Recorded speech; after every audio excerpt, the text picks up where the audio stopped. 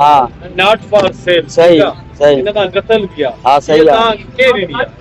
ये असांखे जेको आहे न मेडिकल ॾींदा आहिनि कोई मसइलो न आहे बसि असां डॉक्टरनि के अंदरि विज़िट था कयूं उहा तव्हां दवा हलरायो बसि ॿियो को मसइलो न आहे कहिड़ो मसइलो आहे मेडिकल ठीकु आहे सही आहे हाणे इहा कंपनी कहिड़ी आहे कंपनी इहा फार्माटेक आहे फार्माटेक जी इन जो एजेंट कहिड़ो आहे असांखे त पैसनि मां कोन खपाए वेंदा आहिनि ठीकु आहे न ॿ टे सैंपल असांखे ॾेई वेंदा आहिनि हिन में को वॾो इशू न हूंदो आहे ठीकु आहे न पैसनि सां घणा पैसा मूंखां वरिता अथऊं हिन जो एतिरो रेट बि न आहे भैया खे ख़बर आहे ऐं 250 जेके थियनि था एतिरा पूरा पैसा बि न आहिनि 210 रुपया थियनि था उन बावजूद 250 रुपयनि मूंखां वरितो आहे उहो उन्हनि खे ख़बर आहे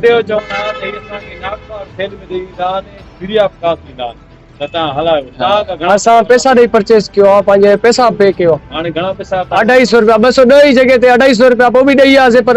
हिकिड़ो माना जेको नाजाइज़ हिकु पैसा बि डबल ॿियो जेको आहे सो माना चए बि ग़लति हाँ जो मां शुक्रिया अदा कयां लाड़काने जे हवाले सां हर जगह ते जेकॾहिं शाहिद साहब ॾिसूं था जेका मुंहिंजी सिंध चैनल जे हवाले सां तव्हांजा लख लाइक जेको हिकु आवाज़ बणिजी करे ऐं हिन स्टोर वारे खे जेकॾहिं थोरी देरि पहिरियां अचां थो पियो हिन खां सवाल कयां थो त हे नॉट फॉर सेल जेका हीअ कैजुअलिटी साम्हूं आहे जेको राति जो 2 बजे 3 बजे ताईं हे नाच चीज़ हुते अंदरि हूंदो आहे जेके हिन ई स्टोर वारनि जा कुझु मां नाटक पकड़िया घणा पर अॼु जेको नॉट फॉर सेल जे लाइ हीअ चीज़ूं हुन मिसकीन खे ॾिनियूं जेका हुनजी मदर हींअर अंदरि ज़ेरे इलाज बि आहे ऐं जंहिं वक़्तु मां सवाल बि कयां थो त वरी बि न मञण वारी चीज़ पर मां वरी बि सिंध हुकूमत खे ऐं तमामु इन्हनि हसास इदारनि खे